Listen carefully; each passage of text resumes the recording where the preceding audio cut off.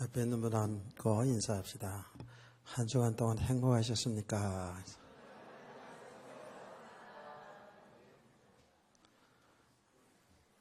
정말 행복하신 거예요?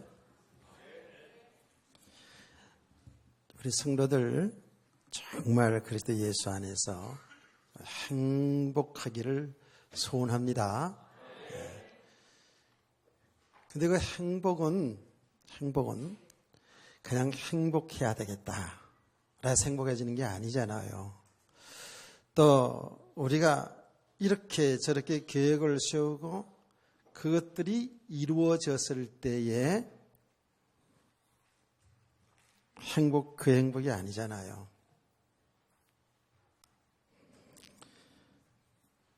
우리 성도들의 행복은 저 세상의 사람들과 다른 게 있어요. 그게 뭐지요? 믿음입니다. 믿음으로 사는 삶이 행복한 삶이에요. 그 삶은 세상에 뭐가 되어지고 안 되어지기 때문에 행복하고 불행한 것이 아닙니다.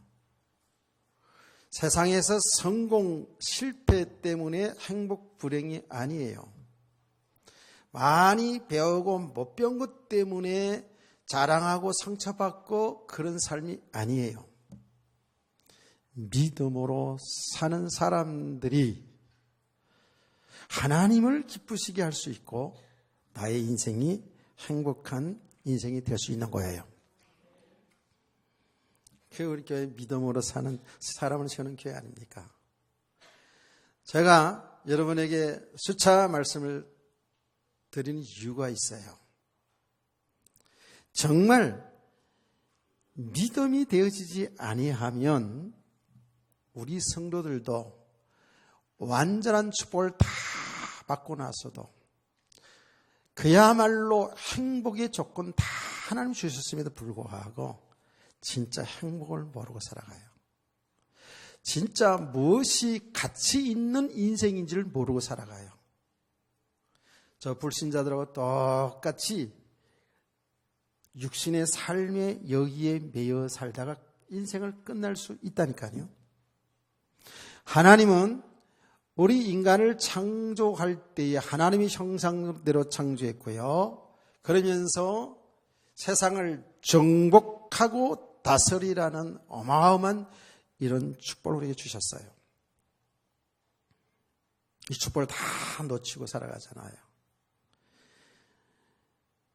그 세상의 불신자들의 삶을 보면 하나님을 모르니까, 이 영적 세계를 모르니까 당연히 눈에 보이는 것, 이 황금 덩어리 붙잡고 살려고 하고 이것이 나를 행복하게 할 것 같거든요. 이것이 나의 힘으로 작용할 수 있잖아요. 세상의 사람들을 보면. 그 세상의 사람들의 삶을 보면 뭔가 힘을 길러가며 살잖아요. 그 힘이 길러가는 게 뭐예요? 육체적인 힘, 이것도 힘이죠. 건강한 건 힘이고 또 많이 배운 것도 힘이고. 그래서 우리 학생들 잘합니다. 아는 것이 힘이다. 지식은 힘이다. 그 세상의 논리 맞아요. 틀린 게 아니에요. 그래서 우리들은 학교 다닐 때 이렇게 배웠다니까요. 지식은 힘이다. 책을 한 권 읽은 사람이 읽지 않는 사람을 지배하는 세상이다. 책 2권 읽은 사람이 1권 읽은 사람을 지배하는 세상이다. 공부를 많이 해야 된다는 거죠. 세상의 논리로 보면, 세상의 삶의 이치로 보면 그 틀린 말이 아닙니다. 세상의 사람들은 생각하지 않아요. 내가 못 배웠어도 뭐를 가져야 되겠다? 돈을 많이 벌어야 되겠구나. 돈을 많이 가지면, 돈 많이 벌어서 부자가 되면 사람들이 무시하지 않고 내가 힘있게 이 세상에서 해볼 거 다 해보고 살아가면 그게 행복이 아니겠느냐. 이래서 돈 하고 살아가는 겁니다. 우리 성도들은 제가 이 말씀을 자주 하는데요. 이거 심상히 얘기하면 절대 안 됩니다. 또 돈이 있고 나서 보니까 돈이 있어도 실제로 이 권세 잡은 자들한테 꼼짝 못 하겠거든. 세상에 정치하는 사람, 권세하는 사람들 돈 가지고 와. 내가 회사 봐줄게. 어쩔 수가 없어요. 이 사람들이 법을 움직이고 이 사람들이 이런 힘이 있다고요. 그래 여러분 정말 웃지 못한 일이 있었잖아요. 우리나라에도. 그래 재벌의 총수가 대통령 한번 해보겠다고. 아이고 그냥 재벌의 회장님도 얼마나 그 좋은 거예요. 이런 것들이 사람들의 힘이 되고 이런 것들이 사람들에게 행복이라고 생각하기 때문에 사람들은 오늘도 그것을 얻기를 위해서 동분서주하지 않습니까? 자, 여러분, 우리 성도들도 이 세상에 살아갈 때에 지식이 필요하고 돈이 필요하고 여러분 세상에 성공 출세가 다 살아가는 사람이 필요하다고요. 그게 필요치 않다거나 그걸 제가 무시하는 게 아닙니다. 근데 분명한 거 알아야죠. 왜 우리가 건강하고 왜 우리가 돈을 벌어야 되고 왜 배워야 되고 왜 세상에서 사람들이 말하는 성공 출세가 필요하냐. 하나님의 목적에 맞게 사는 데 필요한 거예요. 그것은 꼭 세상에서 성공, 축복을 받아야지만이 하나님 목적에 맞는 삶을 살 수 있느냐? 그렇지 않아요. 그야말로 우리가 삶이 가난할지라도 세상에서 이름도 없이 빛도 없이 그냥 서민으로 살아도 우리의 주어진 삶 속에서 정말 하나님 기뻐하시는 믿음으로 살아가면 하나님이 기쁘신 뜻을 따라 살아가면 그 성도는 정말 행복한 성도인 줄 믿습니다. 그러니까 여기에 믿음이 아니고는 절대 그 행복이 있을 수가 없지요. 오늘도 우리 집사님 기도 속에도 있잖아요. 우리는 이름 없어요. 저도 목사라는 것이 이름이 그렇게 많이 알려지지 않은 그야말로 그 이름 없는 목사예요. 그래도 인터넷에 제 이름 쳐보니까 목사인 것이 나오긴 나오더라고요. 대개들 이름은 나오나요? 근데 그야말로 우리는 이름도 없이 빛도 없이 아주 미미한 존재일 수 있어요. 그러나 하나님은 우리를 향해서 어떻게 한다고요? 무명한 자 같으나 유명한 자래요. 우리는 우리 자신을 잘 모른다니까. 굉장히 똑똑한 것처럼 보이지만 우리가 예수 믿는 우리가 어떤 축복을 받았는지를 잘 몰라요. 알긴 알아도 또 못 누려요. 무명한 자 같으나 유명한 자요. 가난한 자 같으나 부유한 자요. 아무것도 없는 자 같으나 모동을 다 가진 자로다. 근심하는 자 같으나 항상 기뻐하는 자. 그래서 내가 행복하십니까? 물어본 거예요. 세상의 사람들은 글쎄 유명해져야 돈 많아져야 뭐 많이 가져야 그게 행복이고 그게 축복이고 힘이라고 생각한다고요. 그거 당연한 거예요. 근데 우리 성도는 다른 것이 있죠. 우리 성도는 뭐예요? 믿음으로 살면 그 모든 삶이 행복입니다. 축복입니다. 그런데 요 믿음의 사람을 써야 되는데, 이게 만만치가 않아요, 그렇게. 정말 하루아침에 한번 예배 드리고 은혜 받으면 되어진다면, 뭐하러 교회가 필요했고, 하나님 왜 선지자들을, 예언자들을, 주의 종들과 교사들을, 사역자들을 세우시겠습니까? 하나님은 우리를 너무 잘 알거든요.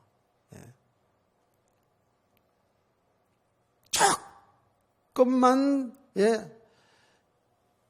하나님 은혜에 떨어지면 육신의 삶으로 가는 우리를 너무 잘 알기 때문에 우리 인간의 죄성을 너무 잘 알기 때문에 하나님은 오늘도 교회들을 세워서 주의 종들을 세워서 주의 복음을 듣게 하는 줄 믿으시기 바랍니다.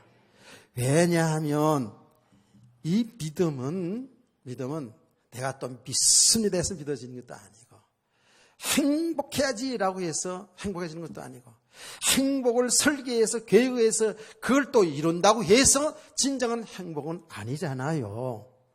왜 그렇다고요? 우리 인간은 영적인 존재이기 때문에 그런 거예요. 아멘. 인간은 영적 존재이기 때문에. 그래서 믿음이 아니고는 절대로 정말 삶을 제대로 살아갈 수가 없습니다.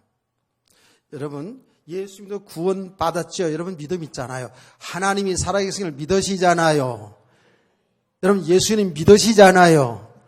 하나님이 자녀인 것을 믿으시잖아요. 죽어도 천당 가는 걸 믿으시잖아요. 다 됐나요 그러면? 믿는데 우린 분명히 믿어요. 하나님 은혜로 예수를 믿어서 이런 축복 다 받았어요. 그런데 이 믿음의 사람으로 세워져 가면 갈수록에 말이죠. 정말 우리 인생이 어떤 삶을 살아야지 가치 있는 인생이고 행복한 인생인지 그걸 알아가거든요. 이 믿음이 되어지지 않은 만큼은 저와 여러분이 구원은 받았지만 믿음의 사람으로 세워지지 않는 만큼은 하나님과 하나님 뜻과 상관없이 우리도 똑같이 예수 믿지 않은 사람과 같이 살아가요. 그 말은 반대로 우리가 믿음의 사람으로 세워져 가는 만큼 뭐지요? 삶이 되어지는 거라고요. 삶이 되어져요. 신앙생활이 되어진다니까요. 행복한 삶이 되어진다니까요. 자, 여러분, 우리가 믿음의 사람으로 되어졌다라는 것은 뭐라고 얘기했죠? 쉽게 말하면 내 생각이 바뀌어지는 겁니다. 옛날 예수 믿기 전에하고의 생각이 바뀌어져요. 내 생각이 바뀌어지니까 어때요? 말도 바뀌어집니다. 내 삶이 바뀌어집니다. 삶의 목적이 바뀌어진다니까요. 그러니 과정도 다 바뀌어져 가죠. 이거를 조금 우리가 좀 수준이 있다고 얘기할 수도 없지만 세계관이 바뀌어집니다. 역사를 보는 눈이 바뀌어진다니까. 사람 보는 눈이 바뀌어져요. 세상을 보는 눈이 세상에 일어난 모든 일들을 보는 관점이 틀려진다고 해요. 세계가 바뀌어지는 거예요. 우리가 이 땅에 살아가면서 있잖아요. 육신의 모든 삶을 살아가면서 있잖아요. 우리 성도들의 눈은 이제 믿음의 사람을 세워주면 모든 것이 이렇게 보는 관점이 틀려져요. 옛날에는 저머리 육신적으로 다 세상을 보고 이렇게 하지 않았습니까? 그런데 믿음의 사람으로 세워져 가면 갈수록에 모든 것이 바뀔 수 있는데 어떻게 바뀌습니까? 모든 것이 하나님이 주권 속에 이루어지고 있구나.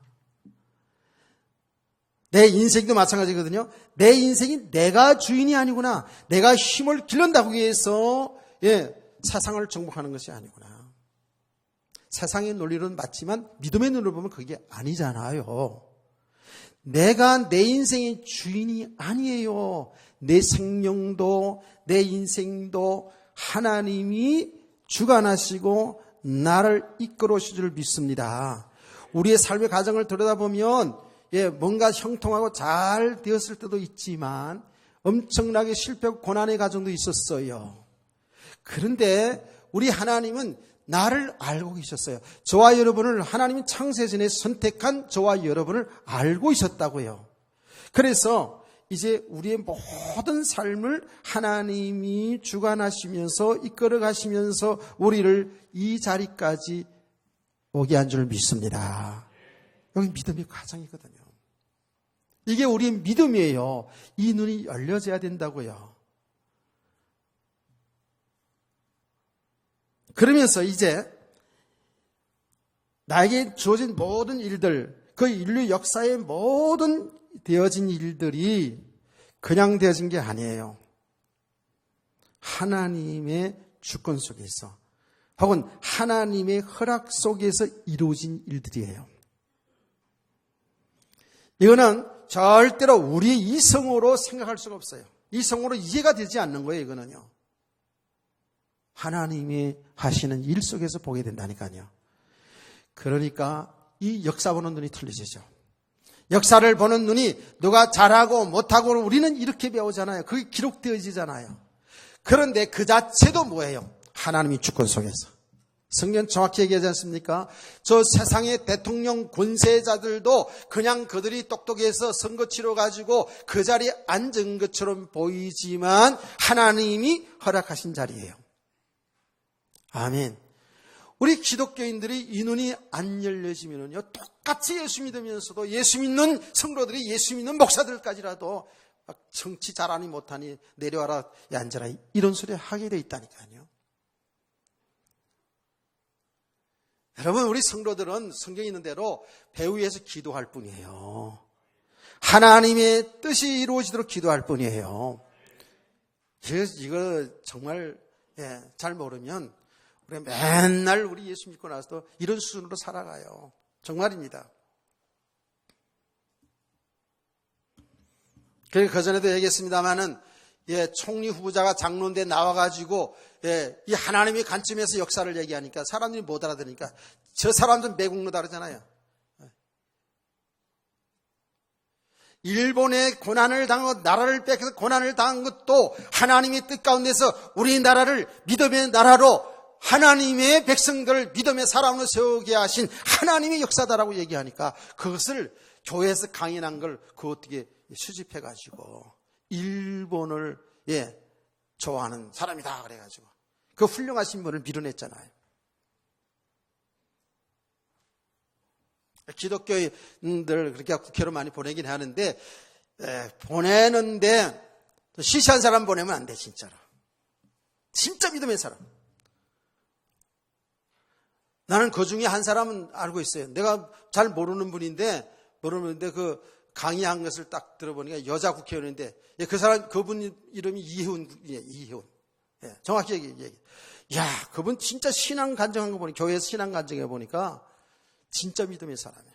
사명감을 가지고 있더라고요. 근데 그런 사람이 쫙 있어가지고요. 어디 동성연애법이 올라와야 이게 못 올라오게 해야 되잖아. 말이 안 돼요. 내가 오늘 아침에도 신문을 보니까 어제 아침이군요. 하여튼 이거 뭐 어디서 누가 내 배웠냐가 너무 중요해요. 목사인데. 여목사야. 동성연애에 앞장서가지고 인권보호. 아이고 정말 옆에 있으면 기싸대기 하나 올려주고 싶은 그런 마음이 막 있는데도 복음이 내가 덜 된 만큼 이런 게 올라온다고 글쎄. 정말 기도만 해야 되겠다라는 생각이 들어요. 보는 눈이 틀리다니까 이게요. 잘 알아야 돼요. 우리 성도들은요. 자기 개인의 인생도 나라의 역사도 못 보는 거 이걸 못 봐요.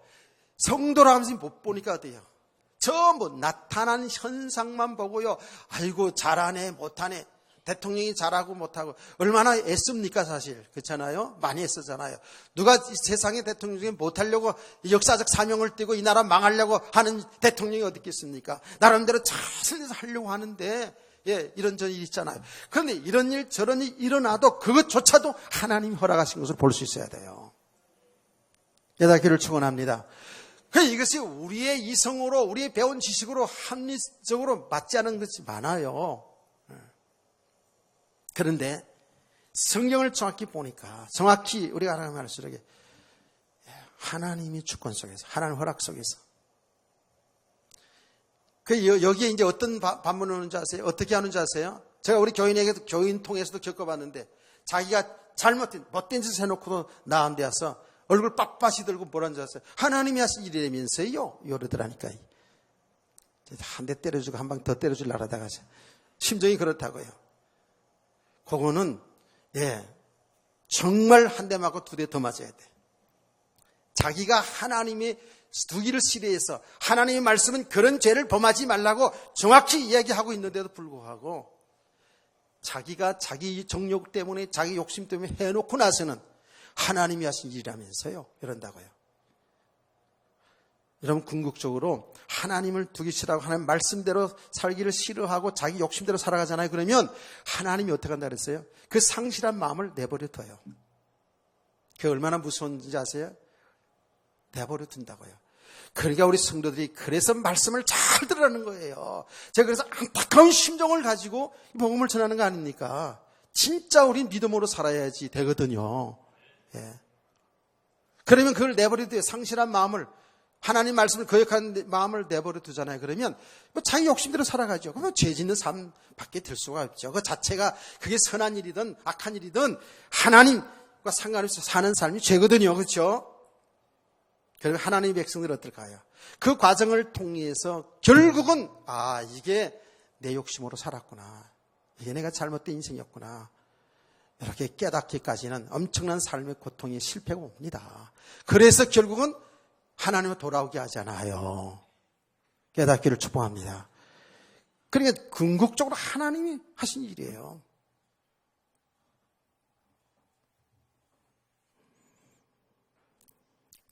역사관이 바뀌어져요. 그러니까 세계관이 바뀌어지는 거예요. 세계관이. 여기 좀 꺼줬으면 다 끝나요? 날씨 밖에 날씨 보니까 너무 좋은 날씨예요. 여러분 다 뜨뜻하게 입고 왔는데. 아까 공기가 더워서 이렇게 좀 덥군요.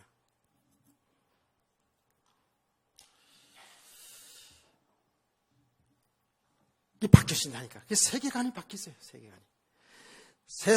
세상이 사는 똑같이 살아요. 똑같이 여러분 가정생활하고 직장생활하고 사업하고 똑같잖아요. 정치하고 똑같아요. 똑같은데 다른 게 있어요. 뭐가 다른다고요? 믿음으로 살아요. 이제는 내 생명도, 내 가정도, 내 사업도 모든들의 주인은 하나님이시고, 내가 똑똑해서 내가 배움이 있어서 잘하는 것처럼 보이지만 하나님이 은혜 주셔서, 하나님 지혜 주셔서, 하나님 건강 주셔서 하나님께서 이끌어 가시고요. 여기 믿음의 사람 아니겠어요? 또 삶을 들여다보면 내 삶을 그냥 주님이 나와 함께 하셔서 내 삶을 무조건 잘되게 하고 축복 주시는 분이 아니라 잘되게 하든 안 되게 하든 그 과정을 통해서 우리를 믿음의 사람으로 세워가시면서 하나님이 하시는 일을 우리를 통해서 이끌어 가실 줄 믿으시기 바랍니다. 무조건 우리는 예수 믿으면 잘되고 이런 게 아니란 말이에요. 그러니까 사람들이 너무나 오해한 거 있죠. 예수 믿으면 그냥 만사형통. 제가 얘기했잖아요. 예수 잘 믿으면 형통한데 형통은 삼통이다. 신통, 인통, 물통이다. 못 알아듣네. 이 영적인 얘기를 못 알아듣네. 그 인통, 신통이 하나님과 관계가 회복, 통하고, 인통, 사랑과 통하고, 물질과 통한다.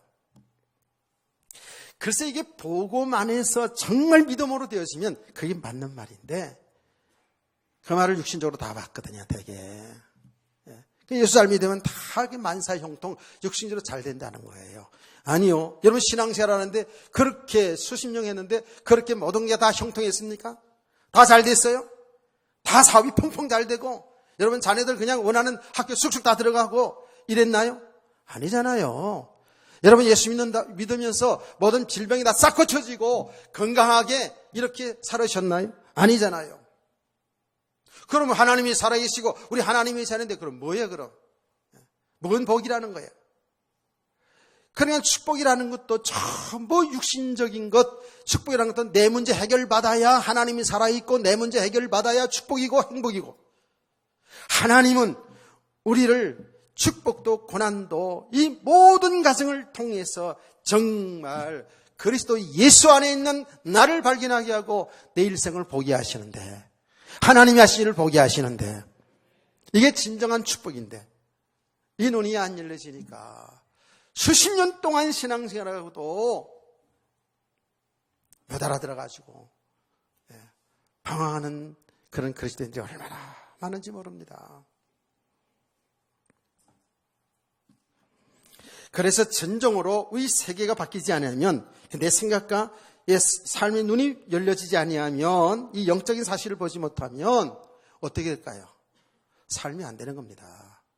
우리 예수 믿어서 구원받았으니까, 이 하나님의 자녀가 됐으니까 이렇게 살아라 저렇게 살아라, 그게 사는 것, 뭐 순종하고 충성하고 착하게 살고 사랑으로 살고, 그게 틀리다는 얘기가 아니에요. 성경에 그렇게 얘기하고 있어요. 그런데 여러분, 그렇게 살아야 되겠구나. 아, 진짜 내가 오늘 말씀 들으니까 그렇게 열심으로 살아야 되겠구나. 이렇게 해서 결단하잖아요. 그 작심 3일. 며칠 못 갑니다. 우리 많이 해봤잖아요. 그래서 우리는 뭐예요, 지금? 이 삶을 살지 말라는 게 아니에요. 이거 무시하는 게 아니에요. 그렇죠? 이건 결과적인 믿음의 결과에서 나타난 삶이에요. 그래서 제가 얘기하잖아요. 말씀을 들을 때 좀 성도들이 이제 영적인 사실, 영적인 배경 속에서 설교 말씀도 듣고 세상 보는 눈, 사람 보는 눈이 열려지라고. 그런데요, 사람들은 이게 잘 안 열려지고요. 조금 열려졌다가도 이쪽으로, 이제 예수 믿어서 구원받았으니까 이렇게 살아야 되고 저렇게 살아야 되고 이렇게 충성해도 헌신되어지고 그러면 복받는다. 이게 금세 들어오거든요. 이건 설교 말씀 금세 들어옵니다. 지금 우리 교회에서 하는 건 이걸 무시하는 것이 아니에요. 믿음의 사람을 세우는 과정을 좀 얘기하고 있는 거예요. 그래서 우리의 배경이 바뀌어지면, 그 배경이 바뀌어진다는 건 뭐예요? 우리의 믿음의 사람으로 세워져 가면 갈수록에 이 삶은 하라 마라 해야 복받는다, 성공한다가 아니고 성공 축복과 상관없이 믿음의 삶을 살게 되는 줄 믿으시길 바랍니다. 아멘. 이거 정말 잘 이제 좀 집중해 들으면서, 잘 이해가 안 되면 가서 또 듣고 자꾸 들어보세요. 자꾸. 그래서 우리 배경을 바꿔가는 거예요, 지금. 그 배경을 바꿔간다는 건 뭐예요? 내 생각이 바뀌어져 가는 거예요. 내 세계관이 바뀌어져 가는 거예요. 참 이렇게 하나님께서 하시는 일이거든요. 그래서 이 세계관이 바뀌어져 가면 갈수록에 여러분요, 우리는 행복한 인생이 되어지거든요. 삶이 되어지게 되어 있어요. 우리가 열심으로 살아가는 거, 그건 한계가 있어요. 여러분 잘 보세요. 이 믿음의 사람으로 세워지지 않은 만큼은 뭐가 되어지면 어떻게 될까요? 되어지면 그게 꼭 자기 자랑됩니다. 자기 배경이 딱 되어버려요. 하나님이 하셨는데, 안 그래요? 분명히 뭐가 안 되어지면 여기에 염려와 걱정과 불안이 쫓아들어와요. 그럼 제가 늘 얘기하잖아요. 뭐가 삶이 되어져서 그걸 힘을 가지고 힘자랑하고 자랑하고 말하는 교만해지고 하는 것이나, 뭐가 안 되어져서 염려하고 걱정하는 것이나, 그럼 똑같은 수준이라 그랬죠. 똑같은 믿음이 없다, 그 말입니다. 깨닫기를 주님은 축원합니다. 이제 정신을 바짝 차리고 말씀을 잘 들으세요. 저는 지금 가면 갈수록 있잖아요. 가면 갈수록에 우리는 지금 정말 이 믿음의 사람이 배경이 바뀌어져야 되는데, 너무나도 우리가 이 결과적으로 몰아갔어요. 사실은 과거에 저도 그랬고요.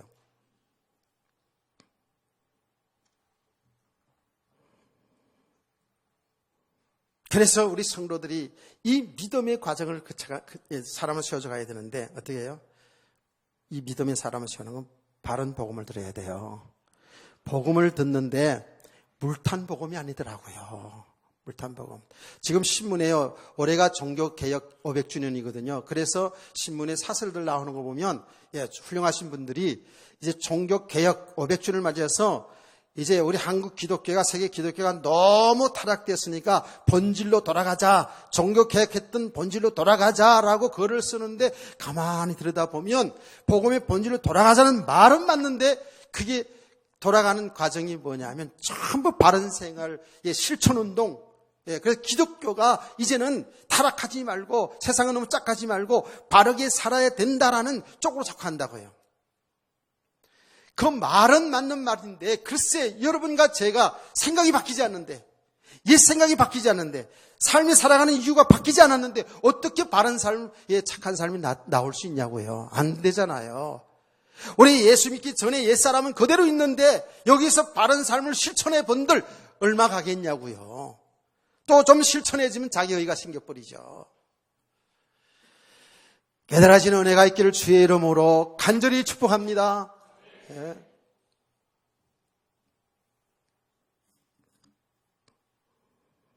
그렇게 우리 하나님의 하신 일 속에서 인도받는 삶을 살아가자고 얘기해도 성도들은 이게 잘 안 되거든요. 하나님 인도를 어떻게 받아? 내가 열심으로 뭘 하는 것이 이게 편하고 그럼 그 말씀이 잘 들려지죠. 네.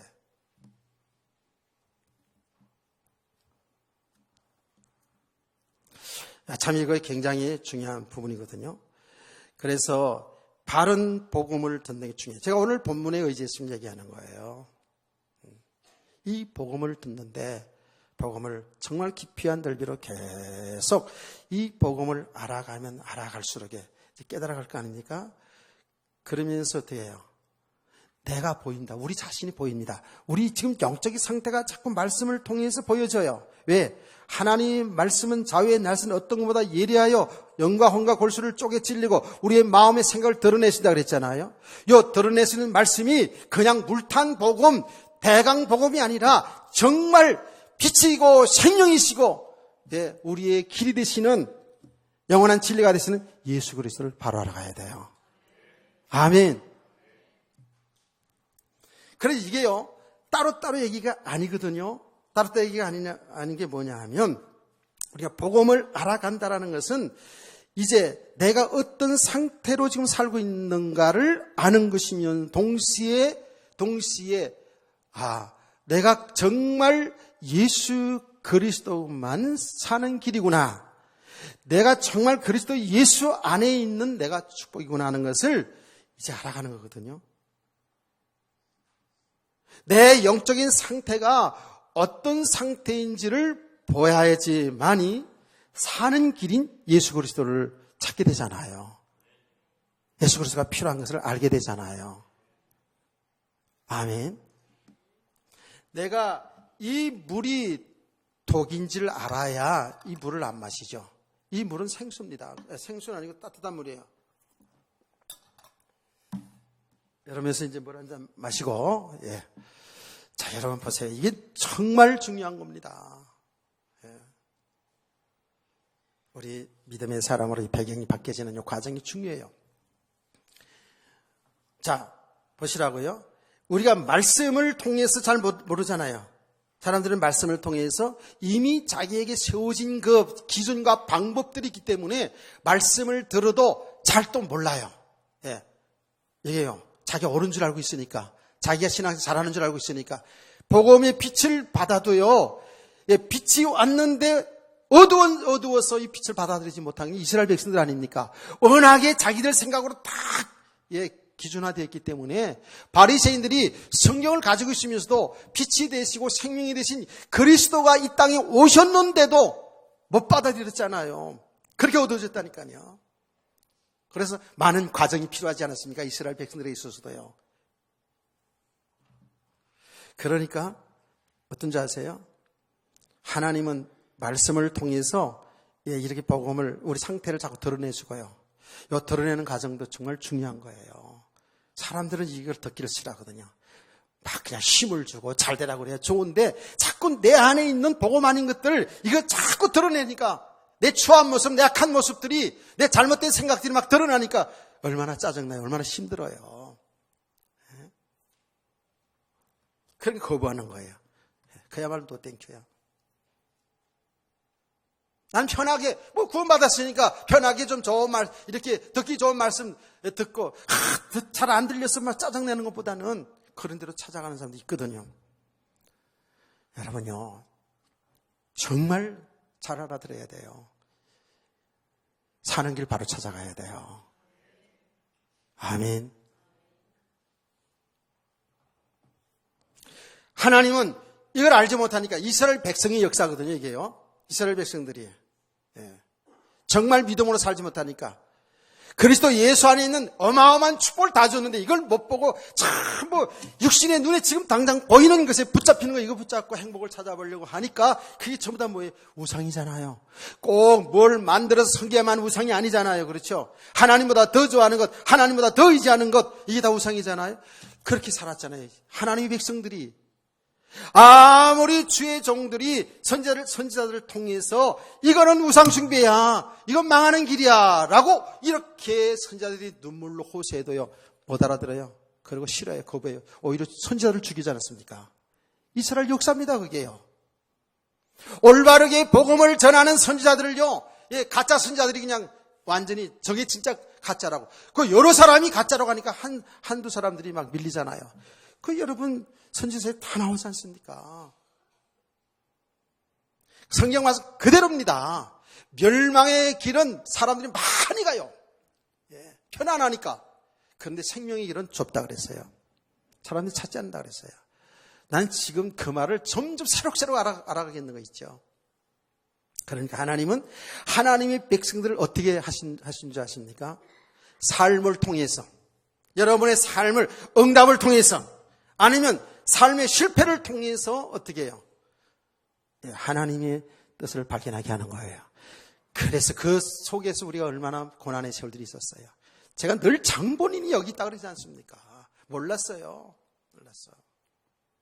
이 영적인 세계를 몰랐다니까요.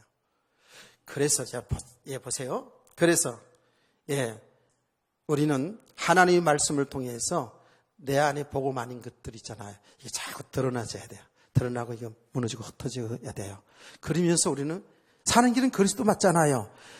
예수 그리스도만이 사는 길이잖아요. 저와 여러분 예수 그리스도 믿는다면 이미 예수 그리스도 안에 들어와 있다니까. 방주 안에 들어와 있다니까.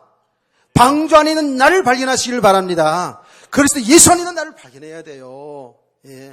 예수님 따로 내 삶 따로가 아니라 이미 우리 예수 그리스도 안에 있는데 내가 살아가는 삶은 따로 국밥이야. 따로 살아요. 그리스도 상관없이. 그리스도가 우리 주인이고 그리스도가 우리 신랑이라고 그렇게 성경은 말하고 이렇게 해도 그거는 그런가 보다 이렇게 하고 내가 살아가는 삶을 보면 방주 밖에 삶을 살아가요. 예수 그리스도 밖에 삶을 살아가요. 그게 뭐예요?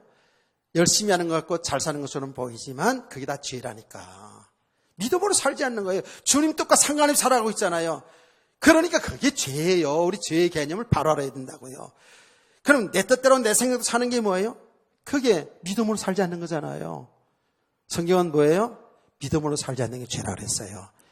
예수 믿지 않는 게 죄라 그랬어요. 제가 여러분 우리 죽어도 예수 믿고 죽자 얘기하잖아요.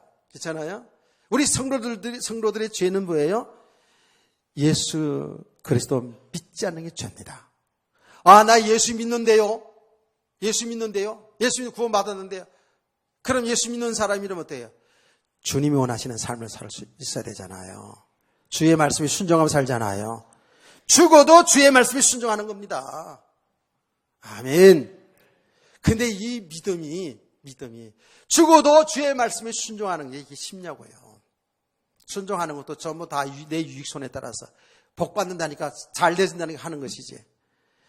그러니까 순종이 이게 그렇게 쉬운 게 아니죠. 그래서 순종하는 삶을 살아가는 게 당연한 건데 이 믿음의 배경을 바꿔가는 거예요. 그래서요 제가 오늘 새벽부터 아까 일부 시간에는 교사들 중심으로 좀 시간 많이 할애가지고 집중적으로 얘기했어요. 내가 왜 요 주간에 그 많은 것을 보고 들으면서 또 깨달으면서 이게 뭐 하루아침에 되어지는 거 아니니까. 저와 여러분 있잖아요. 자, 앞을 보세요. 어떤 나라에서 태어난 것 중요하고요. 여러분 대한민국에서 일단 태어난 거 축복인 줄 아세요? 대한민국도 저 북한 땅 아니고 남한에 살게 된 거 축복인 줄 아세요? 저 땅에 살면 자동적으로 공산주의 사상 들어가지고 하나님 대적하는 인생을 살 뻔했잖아요. 그렇잖아요? 그러니까 어떤 나라에서 태어난 것도 중요하고 어떤 지역에 태어난 것도 중요하고 어떤 부모 밑에서 자라는 것도 너무 중요하고요. 누구 한 데서 배우느냐는 너무 중요하고요. 어떤 교회에서 어떤 메시지를 들었냐도 이것 너무 중요한 거예요. 물론 우리가 십자가를 그런 모든 교회들, 예수 그리스도 복음 전하는 교회는 하나님의 교회들이 맞습니다. 맞는데 성경은 정확히 얘기합니다. 내가 누구에서 배웠는지를 알라 그랬어요. 바울 사도가 디모데에 얘기했거든요. 그게 얼마나 중요한지 몰라요.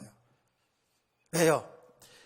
물탄 복음이 아니고 대강 복음이 아니고 우리는 계속해서 우리에게 은혜 주시는 대로, 저와 여러분 은혜 주시는 대로 어떻게 해요? 계속 복음 속으로 들어가는 겁니다. 아멘. 이 피의 복음 속으로, 십자가의 복음 속으로 우리를 끌고 들어가야 되는 거예요. 내 인생을 십자가 속으로 끌고 들어가야 돼요. 그럼 내가 죽어야 그리스도와 함께 사는 역사가 일어나는 거거든요. 그 죽는 과정을 사람들이 싫어하잖아요. 우리 믿음의 과정이 뭐예요? 믿음의 과정은 뭐냐면 하나님의 말씀을 통해서, 이 삶을 통해서 하나님은 나 육신의 것을 내려놓게 하는 거예요. 나의 육신을 죽이는 거예요. 그래야 그리스도와 함께 다시 사는 역사가 일어나 줄 믿으시기 바랍니다. 이게 지금 신앙의 과정, 믿음의 과정이거든요. 이 과정을 사람들이 좀 싫어하죠. 왜 그런지 아세요? 다시 말할게요. 우리가 어떤 가정에서 태어났어요.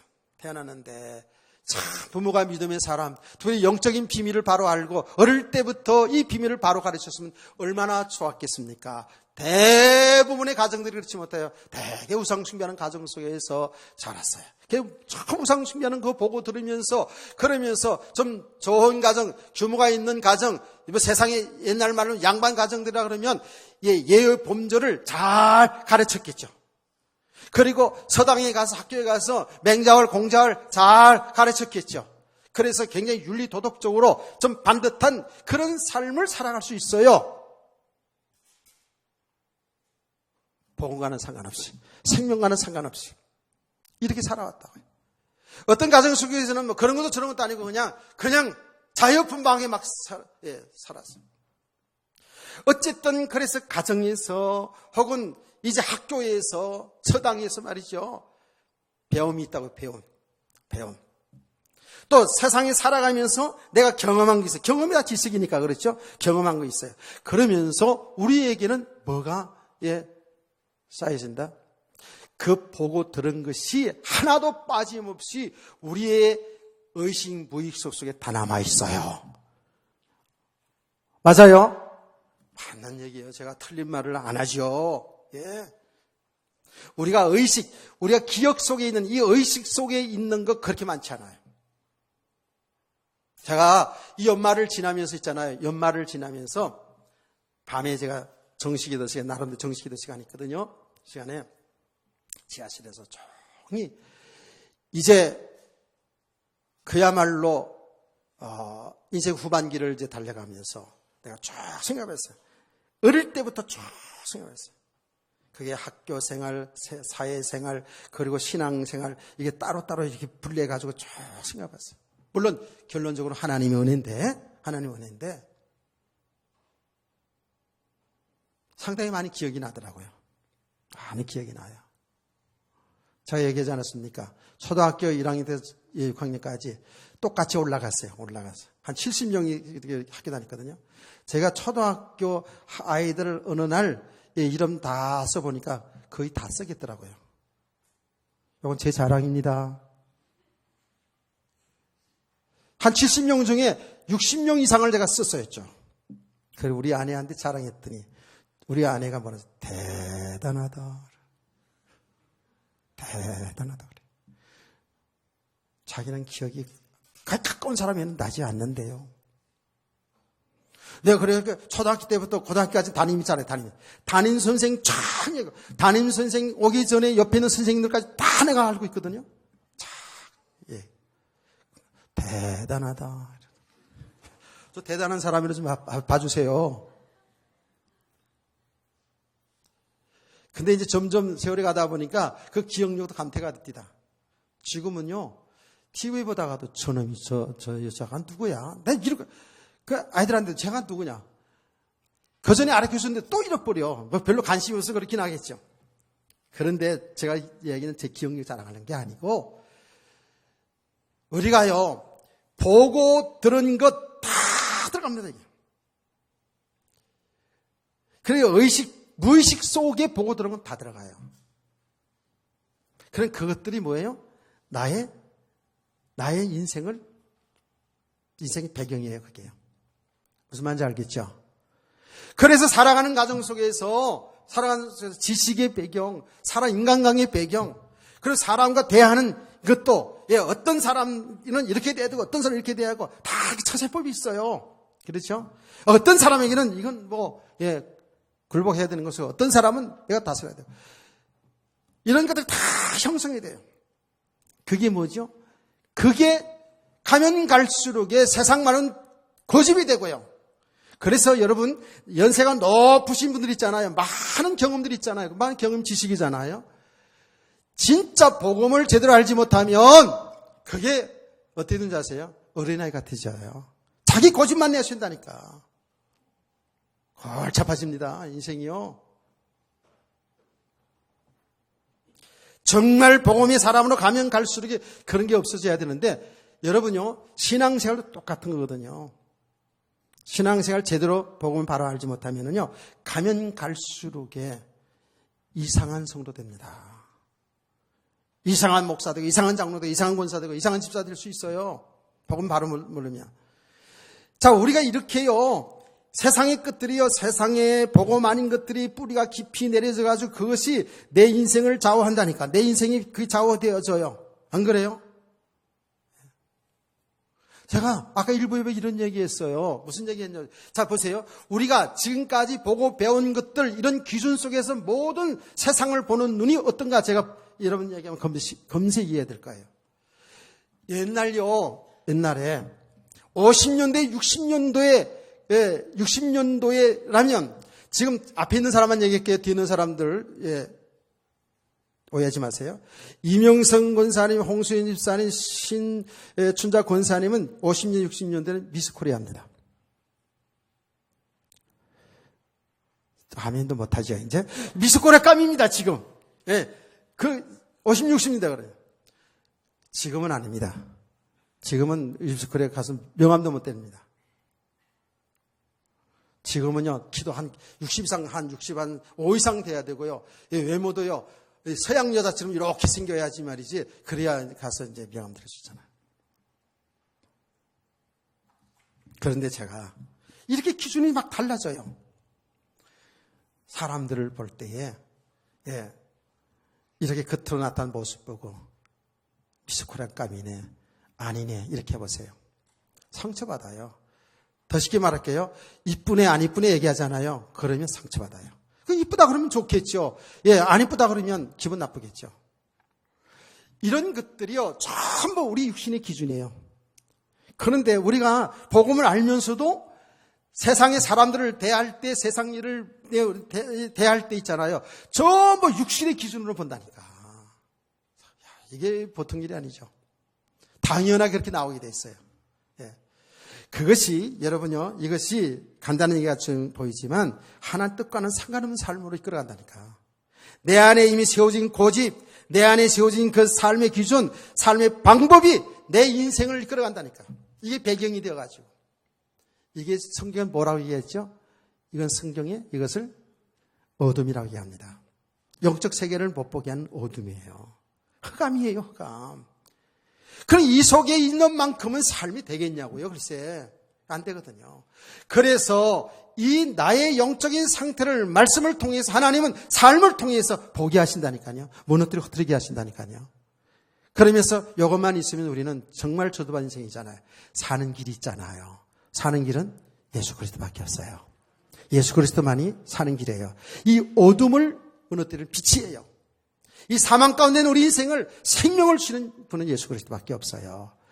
우리 인생의 길이 예수 그리스도밖에 없다니까. 이것을 여러분이 깨달아가는 성도 되길 축원합니다. 이렇게 알아가는 만큼, 이제 예수 믿는 나는 죄와 사망에서 완전히 해방되었고 그 예수님 안에 내가 살고 있구나. 이게 자꾸 말씀과 삶을 통해서 발견되어져 가는 거예요. 그렇구나.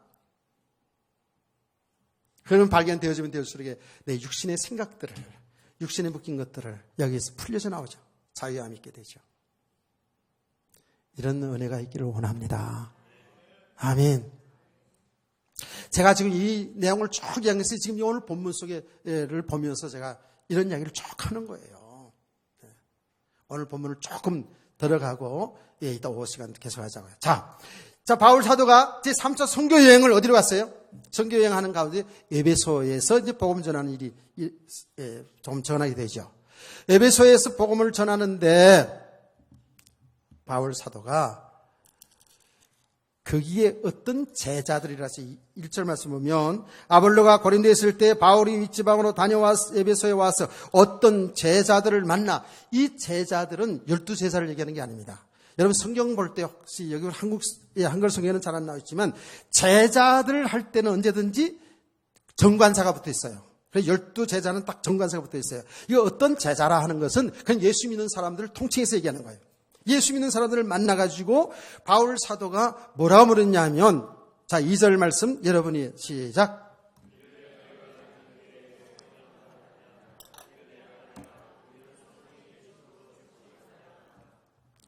3절 제가 했습니다. 바울이 이르되 그러면 너희가 무슨 세례를 받았느냐? 대답하되 요한의 세례니라 하고 이렇게 얘기했거든요. 자, 이럴 때 너희가 믿을 때 성령을 받았느냐? 물었어요. 그래서 오늘 설교자님이 성령을 받았습니까? 라고 질문해요. 여러분 성령을 받았습니까? 성령을 받았습니까?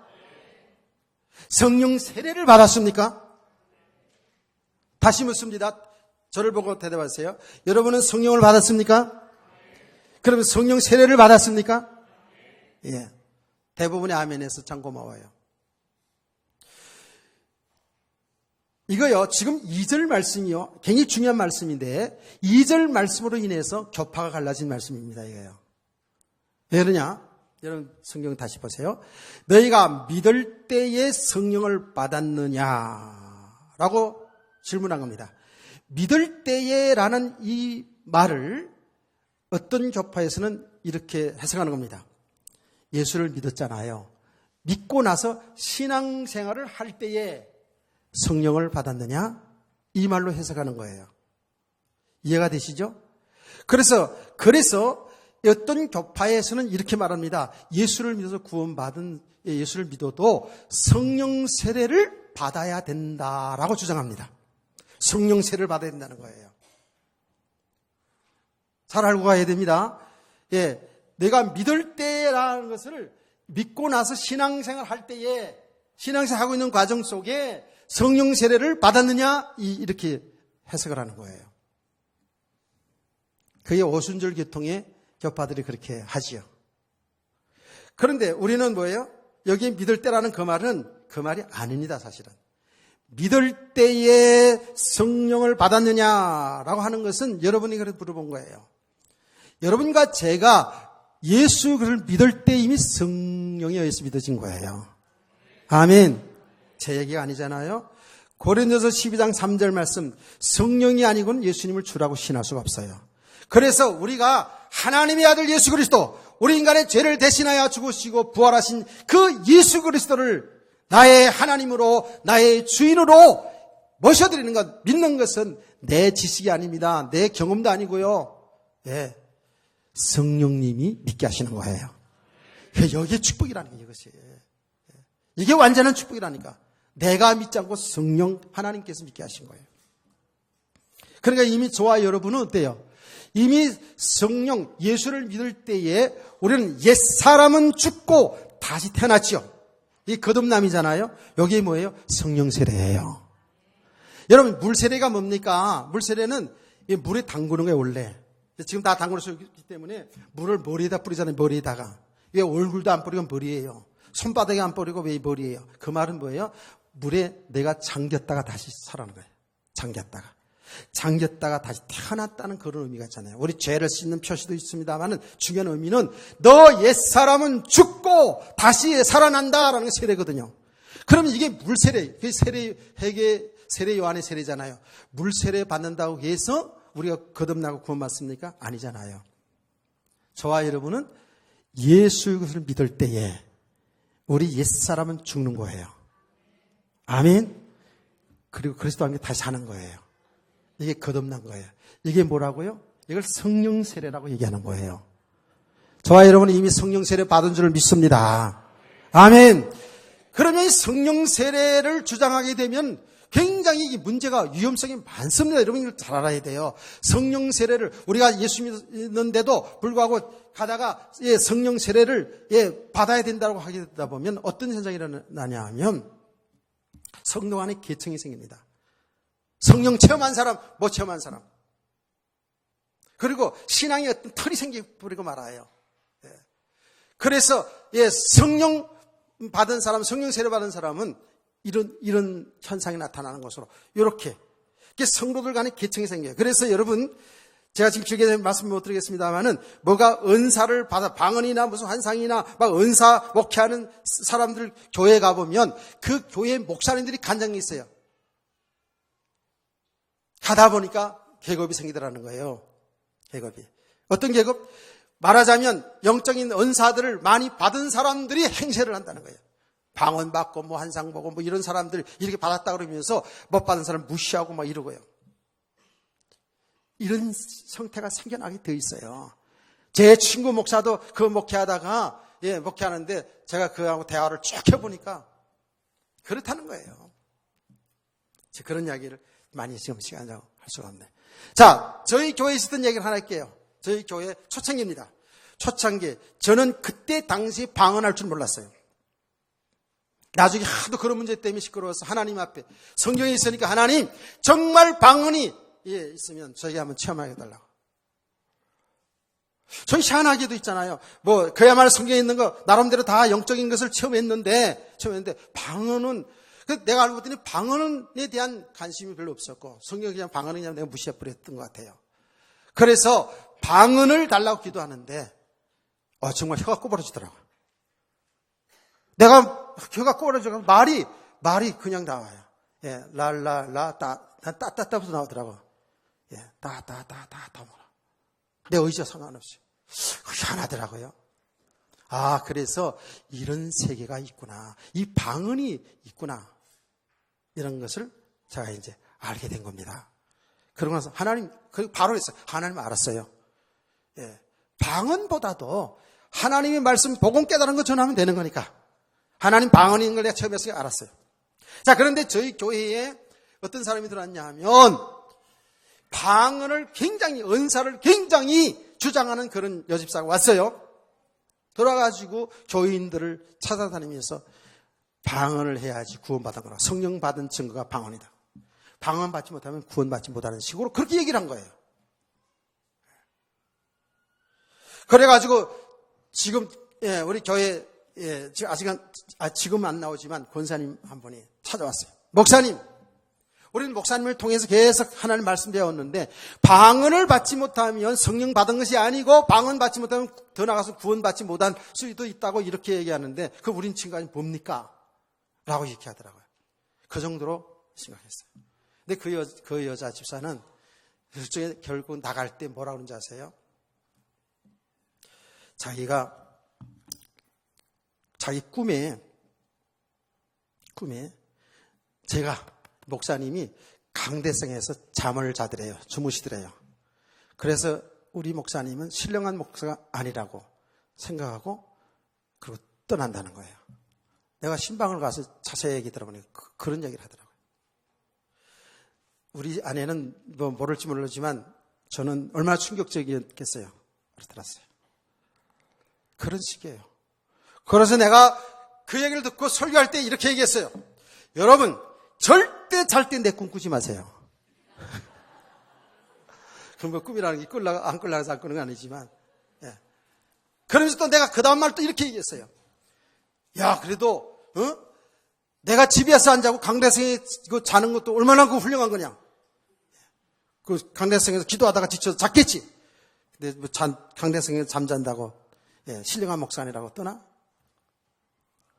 이런 에피소드도 있었습니다.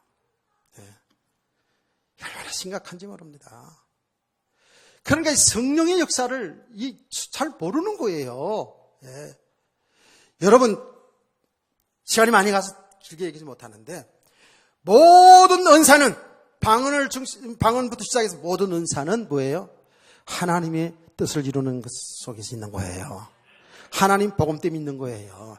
그 은사가 목적이 돼서는 안 된다니까. 우리 한국교회, 세계교회가요, 은사가 목적이 돼가지고 맨날 뭐 보았다, 들었다, 일어났다, 뭐 앉았다, 여기다가 집중하니까 신앙생활 될 리가 없죠. 그 모든 것을 이루시는 그리스도를 우리가 알아가야 되는데, 되기를 축복합니다. 오늘 질문을 보니까 뭐라고 성령을 받았냐 했더니 성령이 계심도 듣지도 못했다는 거예요. 듣지도 못했다는 거예요. 그러면서 그럼 무슨 세례를 있었냐 대답은 요한의 세례니라. 그랬거든요. 요한의 세례라. 요것만 잠깐 이야기하고 마칠게요. 요한의 세례다. 그런 얘기를 하는 거예요. 세례 요한이 예수님을 증거하긴 했죠. 세례 요한이 그 당시에 사회 타락한 세상에 보면 이 율법을 가지고 하나님을 섬기던 하나님의 백성을 정치하는 사람들, 공무원들, 군인들 다 할 것 없이 전부 군인들은 포악하고요, 공무원들은 세금 떼어먹고요, 왕이란 작자는 남의 여자 하나 취하고 말이죠. 얼마나 타락했습니까? 이스라엘 백성들이, 하나님 있는 백성들이. 그러니까 이 세례 요한이 회개하라 말이죠. 하나님의 진노의 심판이 임박했다 그러면서 얼마나 강력하게 했습니까? 그래서 사람들이 세례 요한 앞에서 회개하는 마음으로 그게 침례를 받은 거예요. 세례를 받은 거라고요. 그 세례만 받았다는 거예요. 그런데 이 세례 요한이 예수님을 증거하지 않았느냐? 예수님 증거하긴 했어요. 증거하긴 했는데 말하자면 예수님의 그 복음에 대한 깊이한 넓이가 없는 것이죠.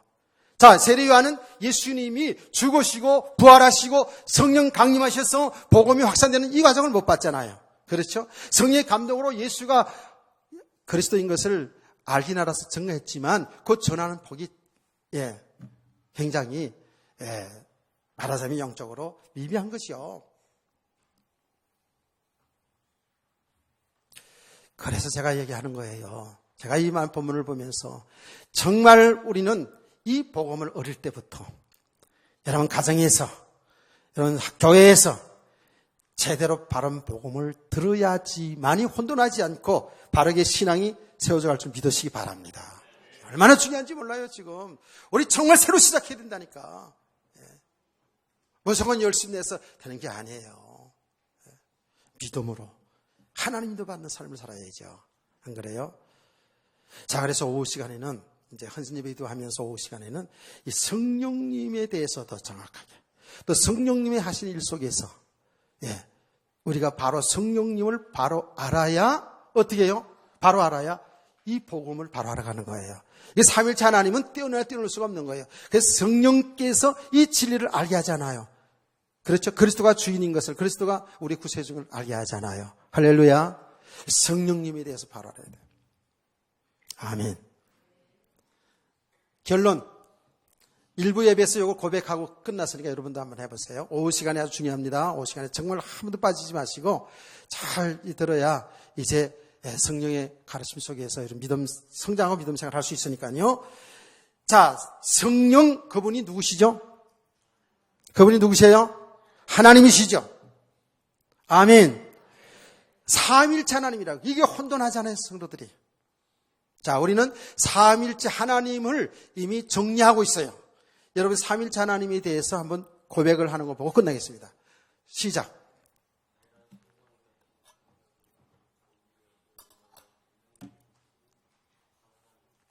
이 장로님만 하시네.